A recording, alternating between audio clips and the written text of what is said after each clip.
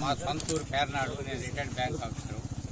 ఈ ఏరియాకి నాకు తెలిసి అనుభవంలో ఒక ఎంపీ గారు 5 సార్లు ఏకైకంగా వచ్చి పేర్నాడు వరప్రసాదరావు గారు.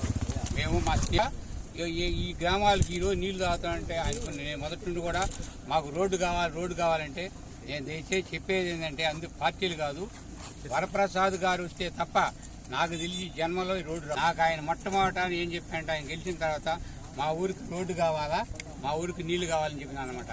ఆ స్నేహ ధర్మంతో ఇప్పుడు కూడా ఆయనకి ఇంత బిజీగా ఉంటే ఆ షెడ్యూళ్ళు వచ్చారు. కాబట్టి ప్రజలకు నేను ఏంటంటే మన ఏరియాకి పార్టీలు అనుకోకుండా మనకు రోడ్డు రావాలంటే ఏకైకంగా వరప్రసాదరావు వస్తే తప్ప ఈ ఏరియాకి కానీ రోడ్డు రాదు. అందువల్ల నేను చెప్పాను ప్రజలకు అందరూ ఇక్కడ ఏంటంటే ఓటే వేయకూడదని ఒక ఆలోచనలో మన ప్రజలు ఉన్నారు.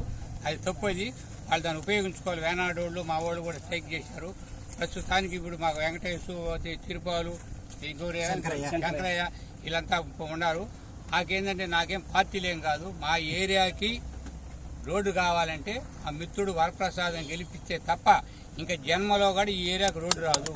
అందువల్ల చెప్పేదంటే ఇది ఓట్లు సైకిల్ మీద వేయండి బీజేపీకి. ఎందుకంటే మోడీ గారు వస్తేనే మన దేశం బాగుపడుతుంది. ఎందుకంటే మన హిందూ సాంప్రదాయం ప్రకారం ఆయనేమి ఏ వర్గాలకి ఇది కాదు, మన హిందూ సాంప్రదాయం ప్రకారం మోడీని గెలిపిస్తారా. వరప్రసాద్ గెలిస్తే మోడీ గెలిచినట్టు, విజయశ్రీ గెలిస్తే చంద్రబాబు నాయుడు గెలిచినట్టు. చంద్రబాబు విషయం ఈరోజు పెన్షన్లు వస్తున్నాయంటే నందమూరి తారక రామారావు 1983 ఆయన అయినప్పుడు 30 రూపాయలు పెట్టాడు పెన్షన్, 30 రూపీస్. ఆ ఘనత అయింది. తర్వాత చంద్రబాబు నాయుడు గురించి చెప్పాలంటే చంద్రబాబు నాయుడు హైటెక్ సిటీలు పెట్టాడు. ఈ రోజు నా అప్పుడు అమెరికాలు ఉన్నాయంటే చంద్రబాబు నాయుడు పెట్టాడు. ఖచ్చితంగా పొదుపు లక్ష్యం కూడా చంద్రబాబు నాయుడు పెట్టినాడు. కాబట్టి నేను వేరే పార్టీ విమర్శించను. మనకు రోడ్డు కావాలంటే మా మిత్రుడు, మా శ్రేయాభిలాషి మీరు ఏ పార్టీ అనుకోకుండా ఆయన గెలిపించి చేశారంటే ఈ రోడ్డు నిర్మించేదానికి నేను సాయశక్తులు ఆయన సాయశక్తులు చేస్తారని ప్రకటిస్తున్నాను. తూర్పు తీర ప్రాంతాల గ్రామాలకి తడ కానివ్వండి, సూలూరుపేట కానివ్వండి, వాకాడు కానివ్వండి, అలాగే దొరవాసత్రం కానివ్వండి, ముత్తుకూరు కానివ్వండి, వెనకాలన్న దేవాలయం సాక్షిగా మేము తెలియజేస్తున్నా.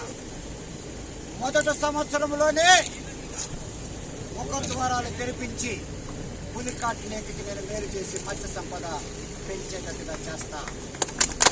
అదే స్పీడ్లో మొదటి సంవత్సరంలోనే అటకాంతిప్ప సర్కిల్ నుంచి రాగనపట్ల వరకు 9 కిలోమీటర్ల రోడ్డు, అలాగే అటకాంతిప్ప నుంచి కూడా 10 కిలోమీటర్ల రోడ్డు నేను తీసుకొస్తా. అలాగే వనపాలెం నుంచి నవాబ్పేట వరకు 11 కిలోమీటర్లు కూడా బీటీ రోడ్డు తీసుకొస్తానని వాకాడు బయటకు